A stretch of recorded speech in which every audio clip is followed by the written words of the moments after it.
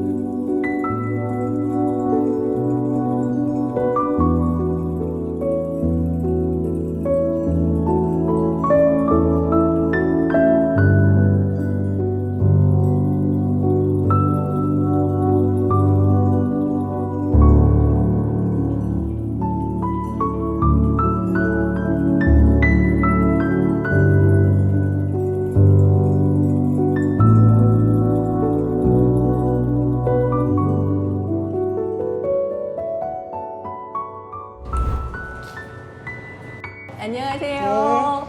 대한강북단 기념관을 찾아주셔서 반갑습니다. 네, 반갑습니다. 저는 이곳에서 안내 해설을 맡고 있는 이서윤이라고 합니다. 네, 오늘 잘 반갑고요. 부탁드리겠습니다. 네, 일단 대한강북단 기념관인데 대한강북단에서 짧게 간략하게 말씀을 드리겠습니다. 1910년에 경술국치, 나라를 잃고 최초로 생긴 항일 무장 독립전쟁 단체가 바로 대한강북단이에요. 그 단체를 기념하기 위해서 생긴 곳이 이곳이고요. 그래서 우선 저희들이 대한강북단을 만드신 최희종 선생님의 순국 100주년을 맞이한 다큐 방송이 있습니다. 네. 그것을 먼저 시청을 하시고 내부를 둘러보실게요. 네. 따라오세요. 네. 자, 여기 앉으셔서 시청을 하실게요. 네.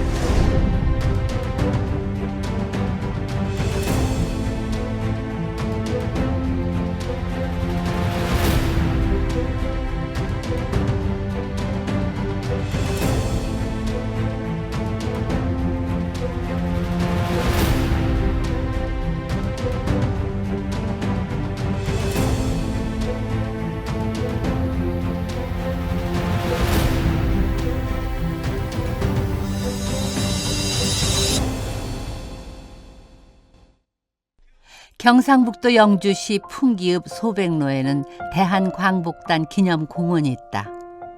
여기에 자리 잡고 있는 대한광복단 기념사업회.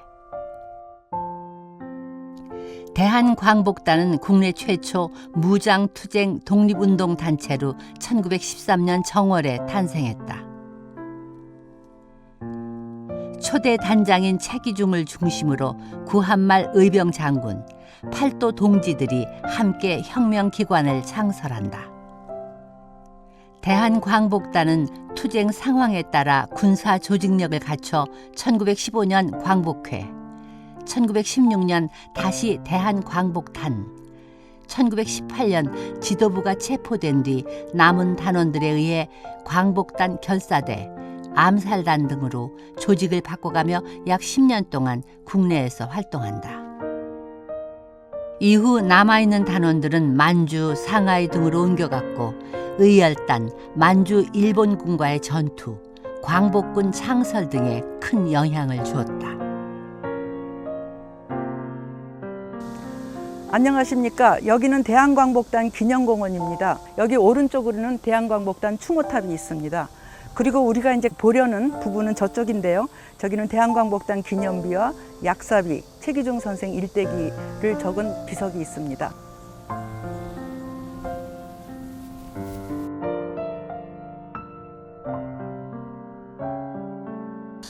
그 전에 이 비석이 처음 세워질 때 여기 납작하게 약사비가 하나 있었어요. 그런데 너무 오래돼 갖고 돌이 깨졌어요. 그리고 그 당시에는 우리가 광복단에 대해서 잘 알지를 못했기 때문에 내용도 많이 부족했고, 그래서 우리가 새로 영주시에서 예산을 받아갖고 새로 만들게 된 겁니다. 그래서 올해가 마침 순국 100주년이었기 때문에 올해 안에 맞춰서 시간을 맞춰서 우리가 새로 만드는 겁니다. 예, 이 약사비를 만들 때 어려웠던 점은 대한광복단의 역사가 아직은 온전하게 쓰여지지 않았다는 점이었습니다. 이제 연구를 시작한 지 20, 30년 돼 가는데 초기에는 대한광복단을 풍기광복단이라고 부르면서 지역적인 그냥 그룹 정도로 폄하하는 경향도 있었어요. 그래서 그 고증을 하는데 시간이 걸렸고요. 최대한으로 노력을 해서 또 마침 저의 취지와 맞는 논문도 있어서 찾아갖고 정리를 한 겁니다.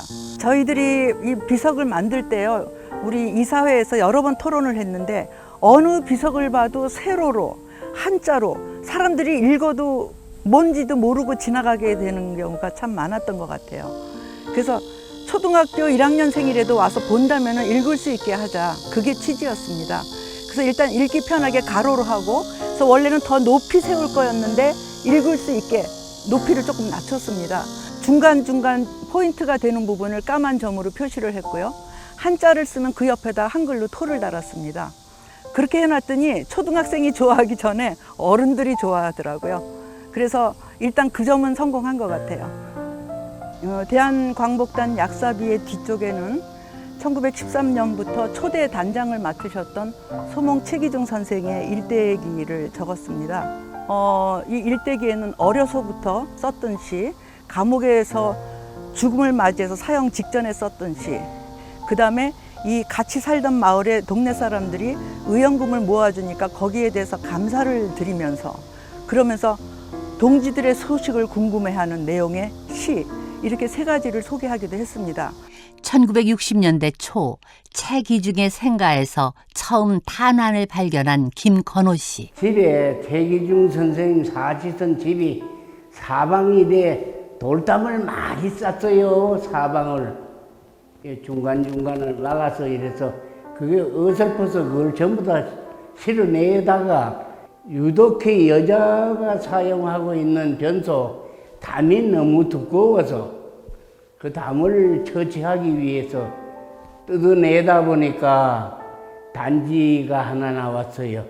대나무 장대 지대다가 헝겊을 감아가지고 단지를 뚜껑을 이렇게 열고 보니까 그냥 부엌에 때에는 재가 나왔어요. 재가 한 채가 있어서 그래 재를 이렇게 허치고 나니까 실탄이 나왔어요.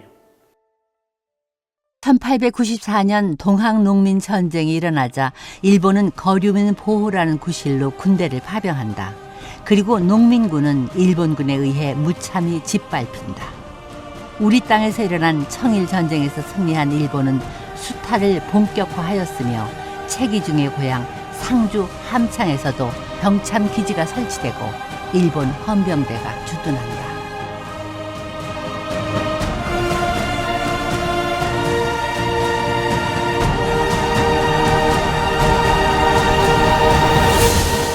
(1906년) 봄 채기중과 그의 가족은 상주에서 영주 풍기로 이사한다. 전답 다 팔고 풍기로 오기는 했지만 앞으로 어떻게 해야 할지 좀 걱정이 되네요. 아우 김옥이 아니었으면 나는 이미 헌병대에 잡혀서 벌써 죽었을지도 모르. 그래도 상주보다는 생활이 나을 테니 너무 걱정하지 마시고요. 이제 어떻게 살아나가야 할지. 미안하오. 이곳에서 내가 좀 더 바빠질 싶으니 자네가 아이들을 잘 관리해 주시게. 알겠어요.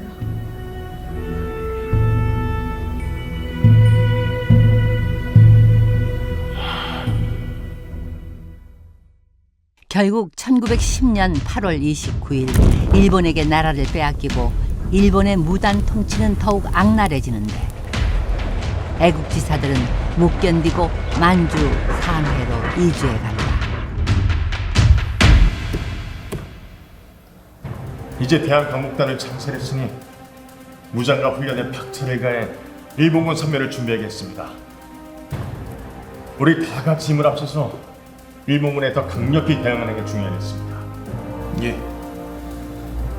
형님들이 재산을 내놓아서 대한강복단이 모양을 갖추게 된 것 같습니다. 만주에서 들여온 무기는 잘 간수하고 있습니다. 그런데 단원 중에 의병장교 출신이 많아 전투력을 갖췄으나 전투를 치르려 지략화가 부족합니다. 마침 덕도 양지양군이 만주를 둘러보고 고향이 포함이 와 있어. 말을 해볼까 하는데. 그거 아주 좋은 생각입니다. 저도 그분 조남을 익히들어 알고 있습니다. 제가 가서 모셔오겠습니다.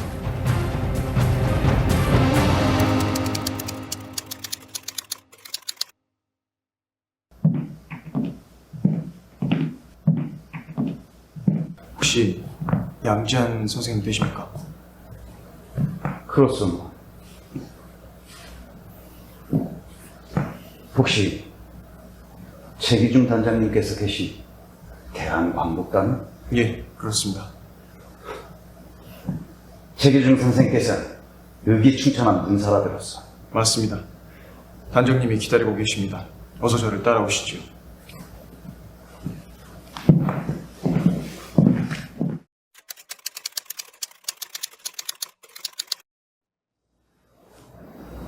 안녕하십니까. 양재한이라고 합니다. 최기중 단장님에 대해서 익히 들었습니다.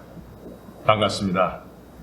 저 역시 선생님의 조남을 익히 알던 터에 이렇게 멀리까지 와주셔서 정말 감사드립니다.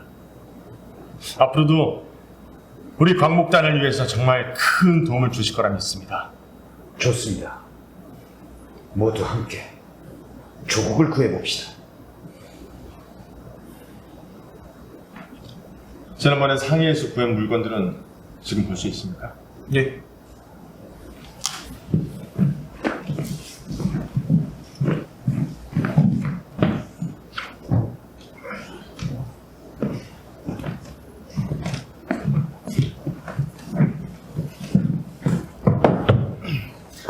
일전에 상해를 통해 구해온 무기입니다. 고생하셨습니다.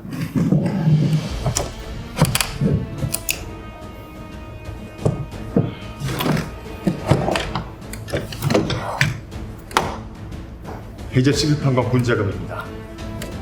지금 군자금을 모으기 위해서 여러 가지 방법들을 모색하고 있습니다.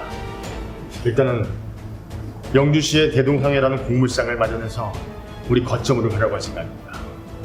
물론 사생가와 단원들을 중심이 돼가지고 운영할 사람들 준비되어 있고요. 더불어서 무기 공급과 훈련을 위해서 만주와 상해와도 긴밀한 연락을 주고받아야 됩니다. 만주는 제가 자주 드나드는 곳이 연락처를 맞도록 하지. 벌써부터 큰 도움이 됩니다. 자, 만약 저들이 우리의 음식을 무시하게 된다면 우리의 거사를 그칠 수가 있습니다. 그러니 다들 기민하게 행동하시기 바랍니다. 저도 예의주시하에 계속 상황 꼭 드리겠습니다. 알겠습니다.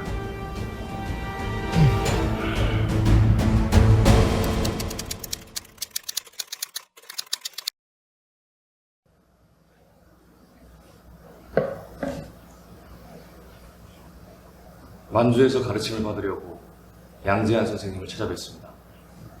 그랬더니 최기중 선생님이 나라를 구할 참 의사요, 영웅이라시고 찾아뵈라 하시더군요. 네, 마찬가지입니다. 오히려 제가 선생님처럼 유능하고 젊은 인재를 만나게 돼서 더 한없이 기쁩니다. 그렇지 않아도 우리 대한강국단은 어느덧 조직력을 갖추게 돼서 이참에 군대처럼 조직 개편을 할 생각 중이었습니다. 선생님은 신학문도 배우셨고 기계도 출중한 편이시니 우리 강국단의 큰 일을 맡아주시길 믿겠습니다. 잘 부탁드리겠습니다.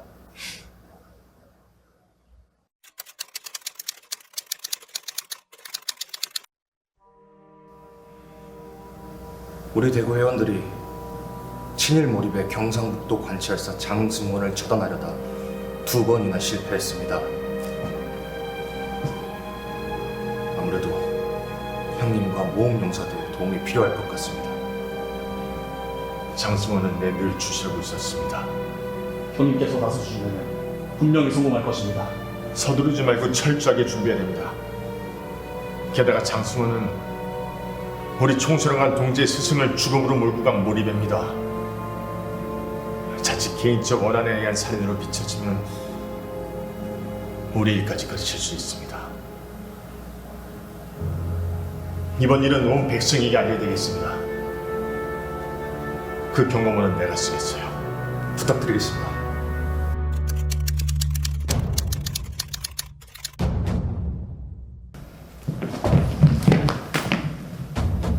뭐 하는 놈들이야 이거? 우리는 대한독립단원이요. 당신에게 마지막 기회를 주러 왔어. 무슨 기회? 혁명운동자금 3천만 원을 준비하시오. 나는 너희 같은 놈들에게 한 푼도 못 줘. 친일파 장수원! 난 당신에게 개인적인 감정 따위는 없어. 하나, 우리 조국의 독립을 위해서 인간적인 자비 따위는 기대하지 마시오.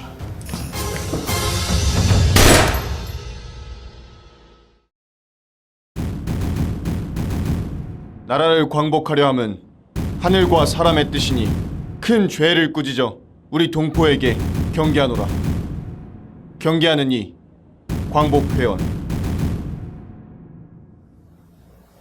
며칠 전에 전라도 단원들과 부업 연말사 만나보았습니다. 충청도 일은 어떻게 되고 있습니까? 김한종 동지가 체포되어 타격이 큽니다만 아직 많은 단원들이 활동하고 있습니다.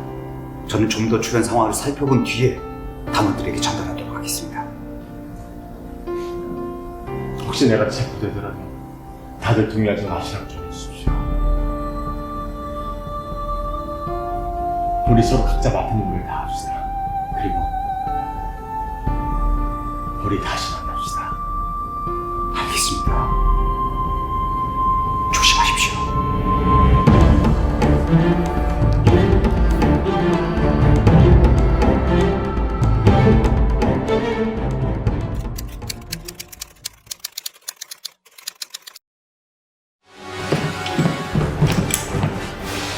조선주의 반역자, 널 체포하겠다. 그러네!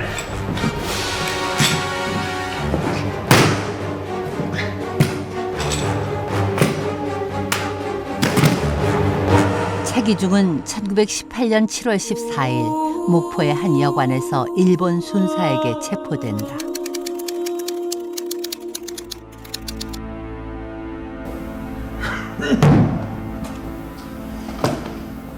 순순히 자백하는 게 좋을 거야. 너의 만행은 다른 이들의 취조를 통해서 이미 다 드러났어! 독한 놈. 안 되겠구만. 저 생지!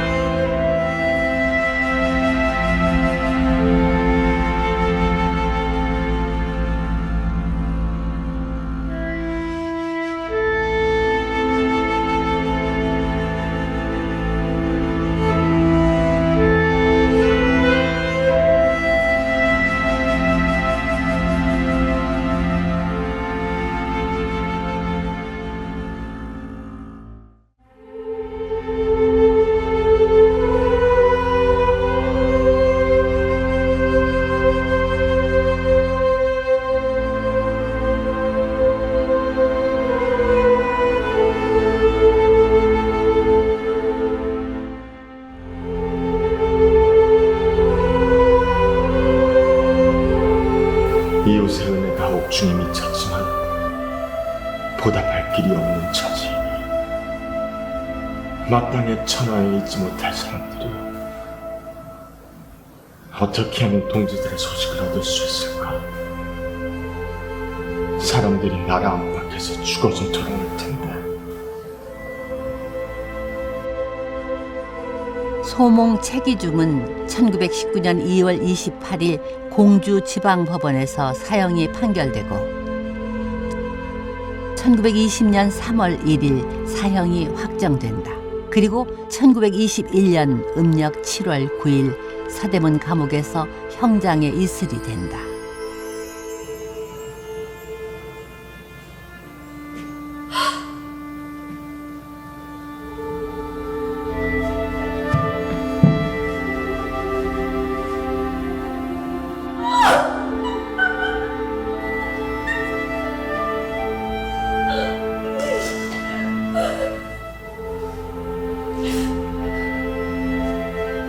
나가더니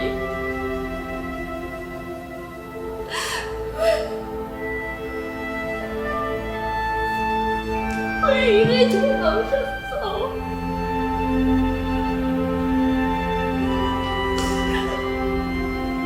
백년도 못 되는 인생, 죽음과 삶이 있는데 누가 죽음답게 죽었으며 누가 보람있게 사는 살고자 하는 삶은 삶이 아니고 삶이 도리어 죽음이 되며 마땅히 죽어야 할 때 죽는 죽음은 죽음이 도리어 삶이로다.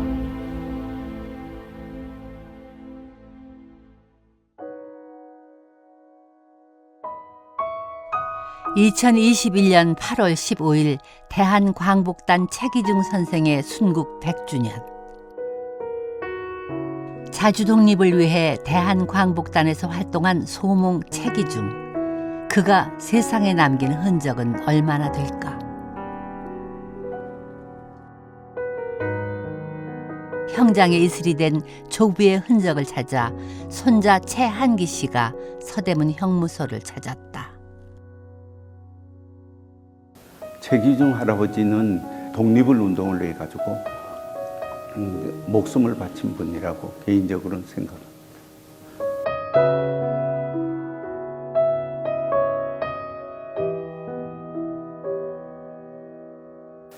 지금 유품은 앞에 보다시피 할아버지가 직접 보시던 책인데 지금 5권이 있고 할아버지가 친필로 쓴 시나 여러 가지가 있어가지고 29권을 기증했는데 이게 없어졌어요. 그래서 이제 현재로는 이 5권 밖에는 할아버지 유품이 밖에 없죠.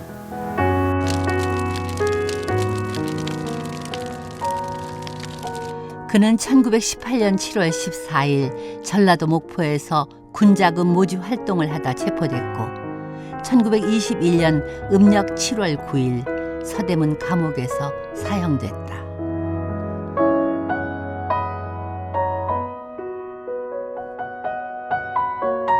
조금 전까지만 해도 마음이 괜찮았는데 지금 눈물이 나고 제가 뭐 심정이 뭐라 말할 수 없을 정도로 슬프네요. 조국을 위해 피와 땀을 흘리며 싸우다 일제의 형장에서 이슬이 된 소몽 최기중. 올해 그의 순국 100주년이다.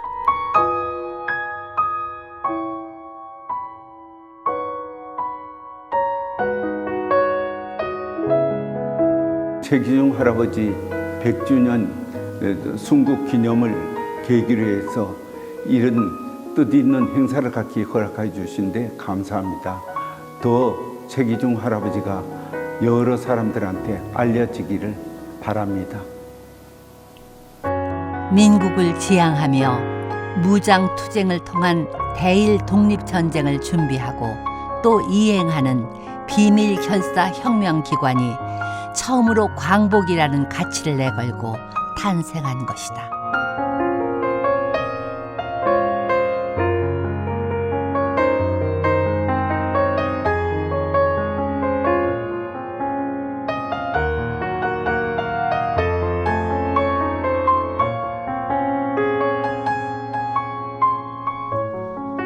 당신의 고귀한 희생 잊지 않겠습니다.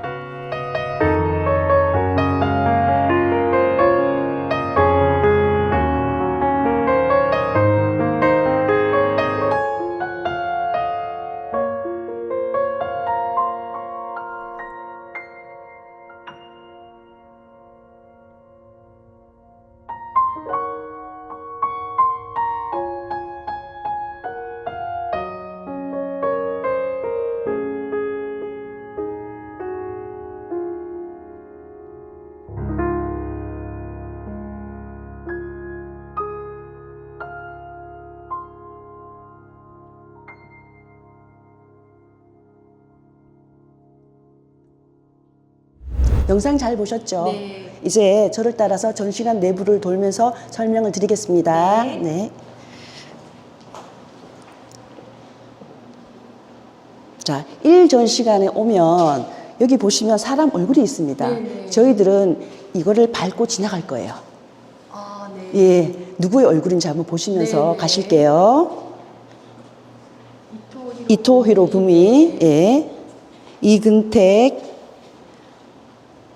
쭉 오시면 이완용부터 보시면 또 어떤 감이 오시죠? 예, 친일파입니다. 예, 을사오적하고 조선 총독들 얼굴이 여기 있습니다. 이거를 밟고 지나오시는 건데 단순히 사람 얼굴을 밟고 지나가는 것이 아니라 우리의 과거의 아픈 역사 그것을 다시는 되풀이하지 말자는 의미로 밟고 지나가는 것입니다. 네, 보십시오.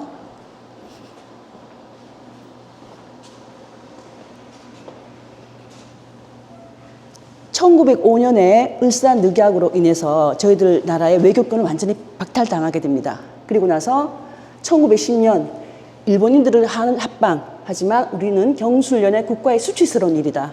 경술축제를 겪고서 나라의 국권을 완전히 상실하게 됩니다. 그리고 일본 사람들은 무자비하게 통치를 합니다. 무단 통치. 굉장히 강하게 압박을 하죠. 그런 상황에서 기존에 의병하시던 분들이 만주나 중국으로 망명을 가게 되었습니다. 하지만 모두가 간 것은 아니었어요. 일부 사람이 남아서 우리나라를 지키기 위해서 조직한 모임이 있었습니다. 바로 여기 있는 분들이 대한강복단 초대 단원들입니다. 네. 보시다시피 이렇게 얼굴과 사진이 있는 분들도 있지만 대부분의 사진과 이름, 사진도 없고 이름도 없습니다. 그것은 비밀 결사 조직으로서 감시와 노출을 최소화해야 했기 때문에 이렇게 잘 알려진 바가 없습니다. 사실 저희들이 일제시대에 굉장히 노력하신 분이 많은 교과서에 실리는 분이 많습니다. 그렇지만 여기 있는 분들은 정말 이름도 얼굴도 없이 나라가 정말 어려웠을 때 목숨을 바쳐서 나라를 구한 분들. 작년 광복 80주년을 맞이해서 저희들을 꼭 기억을 해야 할 것입니다. 올라가실게요.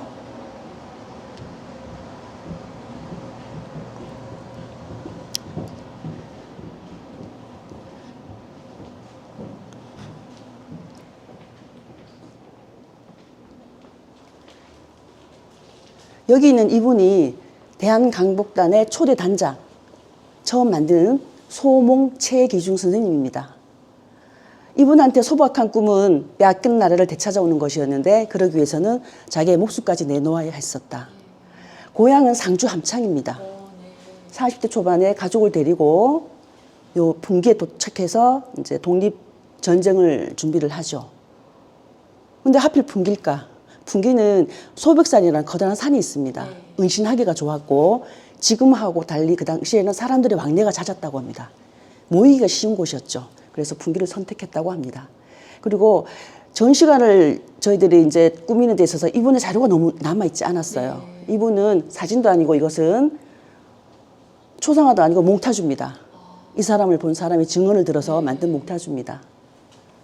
그래서 대한강복단 하면 소몽 최기중은 꼭 기억을 해주시면 좋을 것 같아요. 네. 13년에 만들어진 대한강복단이 2년이 지난 1915년이 되면 조직이 좀 확대가 돼요. 그때 등장하는 인물이 박상진이라는 인물입니다. 이분은 울산 사람이고요. 대한민국의 판사 1호입니다. 그런데 국가가 없는데 내가 판사가 무슨 소용이 있느냐. 그래서 직접 찾아와요. 찾아와서 저도 뜻을 같이 하고 싶습니다, 선생님. 그래서 최기중 선생님이 이분한테 11살이나 어렸지만 총사령관을 맡겨요. 그리고 본인은 경상도 지부장을 맡아서 이름이 바뀝니다. 광복회로 바뀝니다. 그런데 지금 학교 교과서나 많은 역사학자들이 어떻게 알고 있냐면 나라를 뺏기고 생긴 최초의 항일 무장 독립전쟁 단체가 대한강복회라고 알려져 있습니다. 잘못된 거죠. 모태가 된 거는 대한강복단에서 광복회로 바뀐 것이다. 저는 꼭 이 부분을 오신 분들한테 중점적으로 설명을 좀 드리고 있습니다. 그리고 이때 등장하는 인물, 우리한테 익숙한 정산이 전투에서 승리를 이끈 김좌진 장군도 이때 부사령관으로서 대한강복단이 배출한 인물이다. 예. 여기는 대한강복단에 관련된 책자를, 저기에는 실제로 의병들이 썼던 모젤 권총도 있어요. 한번 와보세요. 네.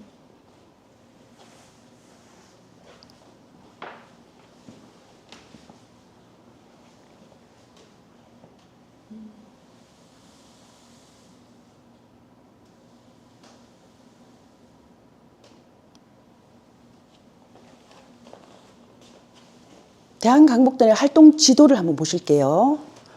여기 파란색으로 된 부분, 분기 1913년 대한강복단 결성. 여기서 시작이 돼서 이렇게 전국적으로 활동을 했고요. 국내를 넘어서 러시아까지 활동 범위가 넓었다. 네. 그리고 저기 가시면 실제로 독립군들이 고문을 당하는 그런 부분도 저희들이 묘사를 했습니다. 상당히 끔찍하죠. 나무 상자에 사람을 넣고, 근데 일반 나무 상자가 아니라 못이 박힌 나무 상자예요. 내 몸에 언제 못이 찔릴지 그런 심리적 압박감은 굉장했을 것입니다. 전시 공간인데도 이렇게 소름이 돋는 것 같아요. 네, 참 그분들의 고통이 얼마나 크셨을지 가늠이 안 되는 장소인 것 같습니다. 다시 한번 좀 숙연해지네요. 네, 저렇게 고문을 하다 보니까 밀고를 하게 되죠.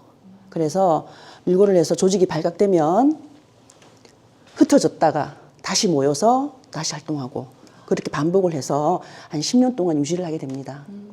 그래서 대한강복단, 강복회, 대한강복단, 강복단 결사대, 암살단, 주비단, 의열단 이렇게 여러 가지 이름으로 활동은 하나 원뿌리는 대한강복단이었다.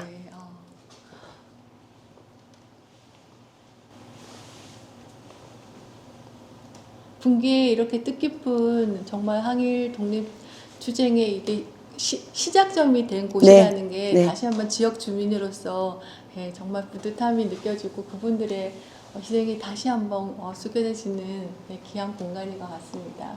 그 비밀 결사 조직이다 보니까 잘 알려주신 바가 없습니다. 그래서 오히려 잘 모르시는 분도 많고 그런 부분들이 있습니다. 안타깝네요.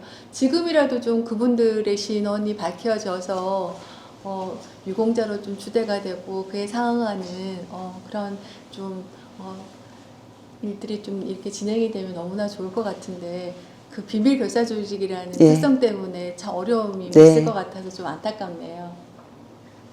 자, 한층 더 올라가실게요.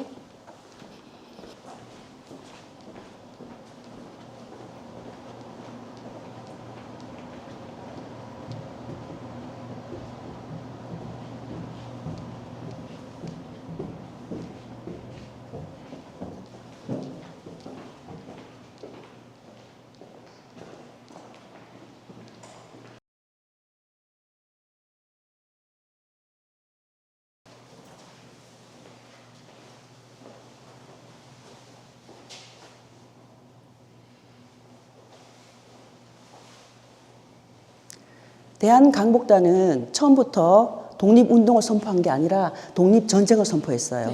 일본과의 전면전을 염두를 해두고 그렇기 때문에 전면전에 전쟁 임하기 위해서는 무기가 필요하잖아, 그죠? 비슷한 무기를 사기 위해서는 군자금 모집에 큰 공을 들였다. 그렇게 말씀드릴게요. 경주 세금마차 탈취 사건 때 그 당시 탈취한 돈이 8,700원이었어요. 근데 지금 돈으로 환산하면 4억 3,500만 원 정도 됐다고 합니다. 그래서 그 자금을 가지고 무기를 들여서 실제로 전쟁에 임했고 모험용사대라고 군대도 조직을 했었어요. 한 80여 명 되는. 그렇게 해서 일본과의 전면전에 나섰다. 그리고 이쪽에 하나 오시면 한 사람이 지금 쌍권총을 들고 싸우고 있죠. 이분이 독립 역사상 굉장히 좀 중요한 핵을 그으신 분인데 대한강복단 단원 중에서 나이가 제일 어린 김상옥 열사입니다. 김상옥 열사는 요즘 초등학생들도 잘 알아요. 왜냐하면 영화에 많이 나오거든요. 예, 김상옥을 모티브로 잡아서 나온 영화가 많기 때문에 초등학생도 쌍권총 들고 김상옥이다 이렇게 말을 많이 해요. 이 사람이 왜 이렇게 됐냐면 홀현단신 와가지고 의열단 있다 와서 종로경찰서라는 곳에 수류탄을 투척을 하고 혼자 10일 동안 도망을 다녀요. 그러다가 누군가의 밀고에 의해서 이렇게 3시간 동안 대치를 합니다.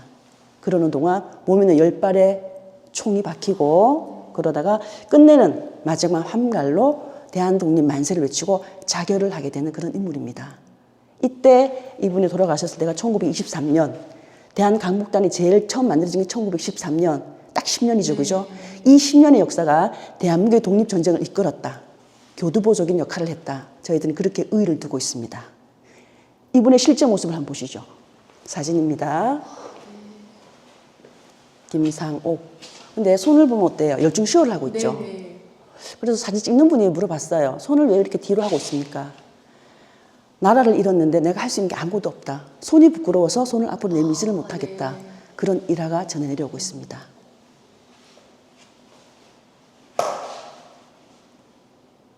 참 듬직하게 생겼죠. 네, 얼굴 표정에서도 단단한 결비가 느껴지는 표정이신 것 같아요. 네. 자, 가시죠. 네.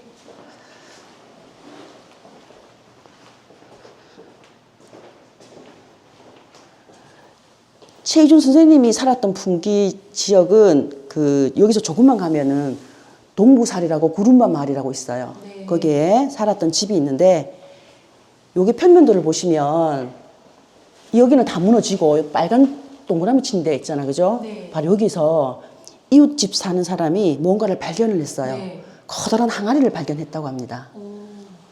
그래서 항아리에 뭐가 들어있나 보니까 물건을 태우고 난 재가 있잖아, 그죠? 네. 그래서 재를 헤쳐보니 이런 실탄이 나왔다고 합니다.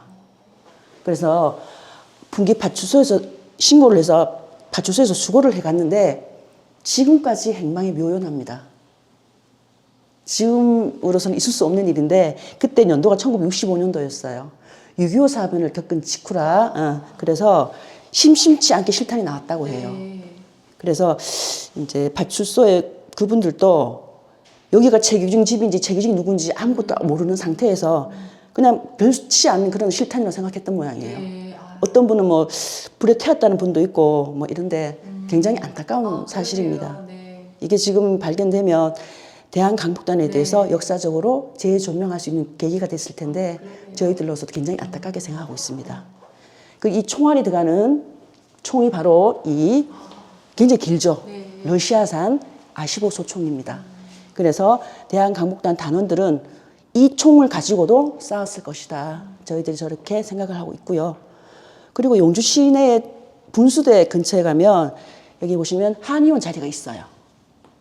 이 자리에서 대한강복단 단원들이 자금 조달의 거점지로 사귀었던 그런 지점이 바로 여기입니다. 그 당시에는 대동상점이라는 곡물상을 하면서 그 안에서는 자금 조달에 장소였네요. 네. 네. 시내를 왔다 갔다 하면서 저기 한의원 자리를 많이 오갔었는데 근데 일상에서 오갔던 자리가 그런 뜻깊은 자리였다니까 새삼 놀랍네요. 이제는 지나가다가 보시면 네, 꼭 네. 대한강복단 네, 기억해 그럴 주시고요. 것 같아요. 네. 자, 여기는 마을이 하나 있고 집이 하나 있고 여기가 최기준 선생님이 상주에 살았던 생가입니다. 생가인데 저기 보시면 리포터는 이 앞에 기차가 이렇게 지나가고 있습니다. 좀 느낌이 쎄하죠? 일본인들은 예전부터 미신, 무속신앙에 굉장히 심취해 있었습니다. 그래서 우리 일제치하에서도 백두대간에다가 새말뚝을 박아서 민족의 전기를 끊어버리려고 하는 이것도 그 하나의 일환으로서 독립정신의 전기, 그 정신을 철길로 끊어버리겠다고 하는 사업의 원조가 되는 것입니다. 그리고 이 마을 이름이 소암리예요. 이 소자가 소박할 소자, 희 소자인데 일본인들이 행정구역 개편을 하면서 이 소자를 작을 소자로 바꿉니다. 독립운동가 배출이 적게 되라는 의미에서 굉장히 철두철미했죠, 그죠? 그리고 또 한 가지 이제 보시면 최기준 선생님이 서대문 혁명에서 사형을 당하신 게 1921년도예요. 경북선 개통이 1924년입니다. 사람이 죽고 3년이 지났는데도 일본 제국의 견제를 받았다. 그만큼 일본인들은 최기준 선생님을 두려워했고 그 투지를 두려워했다라는 그런 의미가 되겠죠. 네, 그러네요. 자, 저기 이제 하늘이 보이죠? 다 올라갑니다.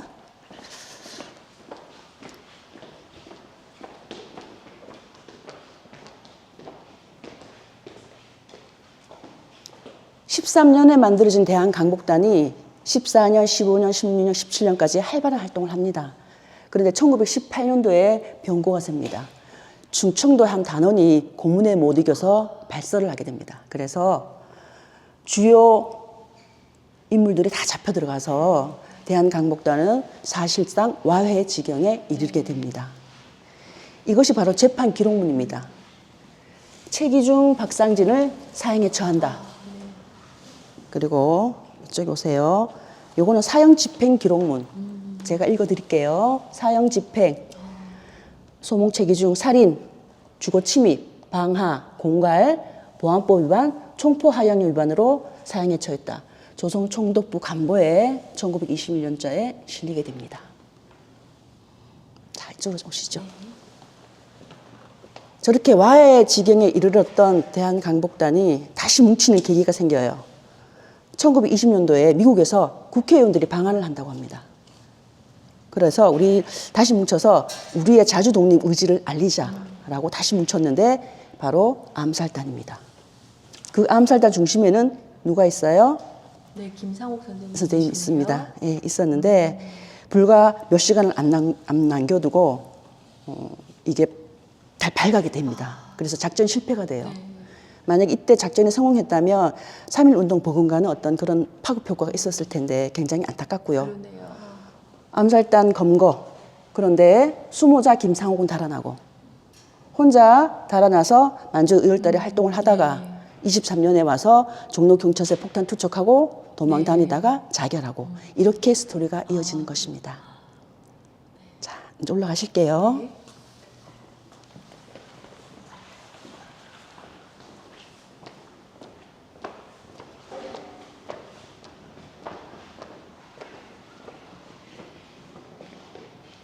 저기 맨 앞에 신문에 보이시죠? 동아일보에 이제 정확하게 보이죠? 열중시한 모습이 김상옥의 이게 큰 사진입니다.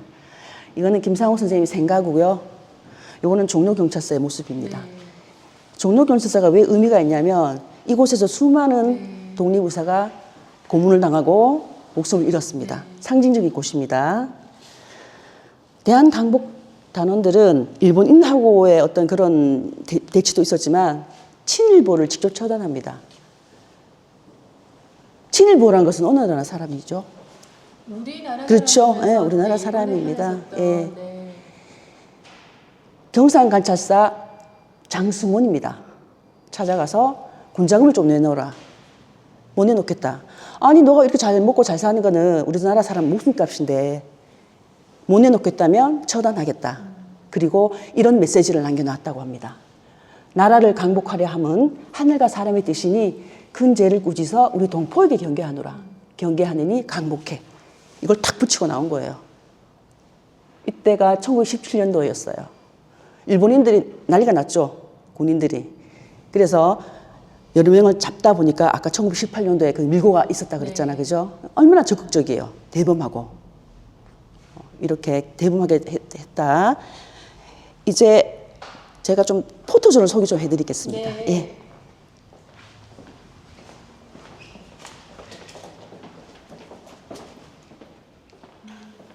여기가 포토존인데요. 학생들이 오면 저렇게 실제로 옷을 한번 입어보고, 예, 조그만 태극기를 잡고 자기가 마음에 드는 독립운동가 옆에 가서 이렇게 기념사진도 찍고 이런 포토존도 마련하고 있습니다. 네, 이렇게 체험까지 하면 학생들도 어떤 결기를 가지고 돌아갈 것 같아요. 네. 그리고 뒤쪽에 보시면 태극기가 있는데 어떤 분은 태극기 잘못됐다라고 하시는 분이 있어요. 그런데 이거는 초창기의 태극기는 지금하고 좀 달랐다고 합니다. 태극기도 변천사가 있더라고요. 네. 이것도 목판으로 저희들은 찍고 이런 체험도 하고 있습니다. 학생들이 나라의 소중함을 이런 체험을 통해서 또 한 번 더 느낄 수 있는 그런 체험이 될 것 같습니다. 네. 잘 관람하셨어요? 네. 어떠셨어요? 네, 새삼 이 강복단 활동하셨던 분들의 그런 활동상을 이렇게 더 가까이 와닿는 것 같아서 막 소름도 돋으면서 또 앞으로 참 우리가 이런 거를 더 이렇게 자주 찾아뵙고 공부를 해야 되겠다는 생각이 드네요. 네, 감사합니다. 이제 실내 관람을 마치고 실내로 이동해서 추모광장에서 뵙겠습니다.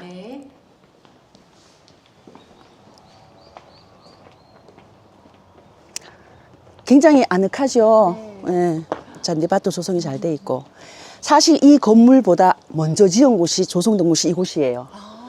우리 지역의 주민들이 십시일반 성금을 모아서 우리 기념비 하나 세우자라고 시작된 사업입니다. 그래서 기념비를 먼저 세우고 나서 1995년에 5년 뒤에 이 건물이 들어서는 것입니다. 처음 만든 게 대한강복당 기념비, 대한강복당 약사비, 영주 독립운동 기적비, 강복의 기쁨을 표현한 강복탑, 소백산 모양을 본뜬 조형물입니다. 그리고 마지막으로 추모탑이 있습니다. 예. 추모탑 저 뒤쪽에 보면은 대한강복단 초대 단원들 100명의 조남이 다 새겨져 있습니다. 동상이 2개 보이시죠? 농민, 지식인, 최기중, 박상진 선생님을 상징하는 그런 동상입니다.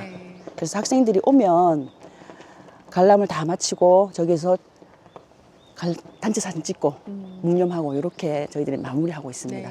그리고 지금 혹시 소리 안 들리세요? 네, 들려요. 어디서 들리죠? 네, 저기서 들리네요. 예, 오늘 하늘색이 너무 이쁜데 거기에 대비해서 대형 태극기가 보이죠? 저희가 며칠 전에 태극기를 다시 새로 교체를 했거든요. 멀리서 보면 저 태극기가 정말 선명하게 높게 띄워져 있어서 잘 보입니다. 차를 타고 오면서 태극기가 저 네, 맞습니다. 멀리 이쪽 방향에 태극기가 높이 보였었는데 가까이서 이렇게 보게 되네요. 기분이 좀 뭉클하지 않나요? 하늘을 대비해서. 자. 그리고 중간에 약사비는 좀 새 것 같죠? 네. 예, 오래되다 보니까 깨졌어요, 돌이. 그래서 저희들이 단 부분만 좀 색깔이 오래되지 않은 것처럼 보이긴 하네요. 내용을 좀 새롭게 해서 보통 약사비가 이렇게 세로로 읽게 돼 있는데 저희들이 읽기 쉽게 가로로 하고 그다음에 한글도 병행해서 초등학생들도 이제 읽기 좋게 해놨는데 사실 어른들이 더 좋아하시더라고요. 추모탑 한번 가보실까요? 네.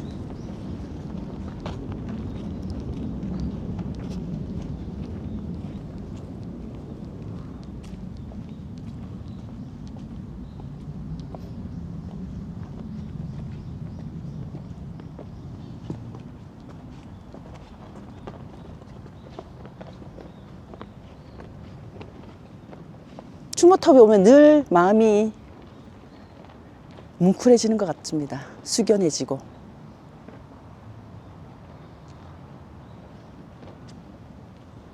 오늘 특히 푸른 소나무와 푸른 하늘 아래 이렇게 우뚝 솟아있는 대한강복단 추모탑을 보니까 정말 그분들의 그 결기 정말 목숨까지도 아깝지 않게 그 버리시면서 지켰던 이 나라에 대한 정말 이렇게 마음 뭉클함이 지금 뭐라고 표현할 수 없을 정도로 예, 뭉클해지는 시간인 것 같습니다. 관람하러 오신 분들이 대체로 그렇게 말씀을 네. 많이 해주십니다. 정말 이름도 얼굴도 없이 나라가 정말 어려웠을 때 목숨을 내놓고 헌신하신 분들의 희생을 저희를 네. 다시 한번 기억을 해야 할 것 같습니다. 네. 오늘 찾아주셔서 감사합니다. 네, 오늘 정말 이 지역의 뜻깊은 장소에 와서 해설사님 통해서 정말 이런 대한강복단 우리 잘 알지 못했던 네. 훌륭하신 순국선열에 대한 이야기를 들으니까 너무 이렇게 열심히 정말 더 나라를 사랑하는 마음을 가져야 되겠다는 마음이 생긴 것 같아요. 오늘 정말 친절하게 안내 네. 잘해주셔서 너무 감사드립니다. 저도 방문해 주셔서 감사합니다. 네. 네. 오늘 영주 FM은 대한강복단 기념공원을 찾아 대한강복단 이야기를 들어보았습니다. 비밀 결사 조직이었던 대한강복단은 대한강복회로 확대되며 존재가 발각됐지만 분기에서 결성된 사실은 드러나지 않았다고 하는데요. 해방 후 최초 단원이자 유일한 생존 단원이었던 한훈 선생의 증언으로 비로소 이 사실이 세상에 알려졌습니다. 호국 보훈의 달 6월 조국 강복을 위해 쓰러져간 애국선열의 희생에 감사하며 가족, 지인과 함께 대한강복단 기념공원을 방문하시면 어떨까요? 나라를 지켜주신 모든 분들께 감사드리며 영주가 좋아 100회 특집 기념 및 호국 보훈의 달 특집 대한강복단 편 이야기 모두 마치겠습니다. 지금까지 진행의 정동님이었습니다. 언제나 우리는 영주가 좋아. 내 얘기 들어볼래? 영주 FM에서 함께 만들어볼래? 89.1에서 함께 나누고 함께 웃고 즐기고 네 목소리에 귀 기울여주는 곳 기다리고 있을게. 영주 FM에서 영주 FM 89.1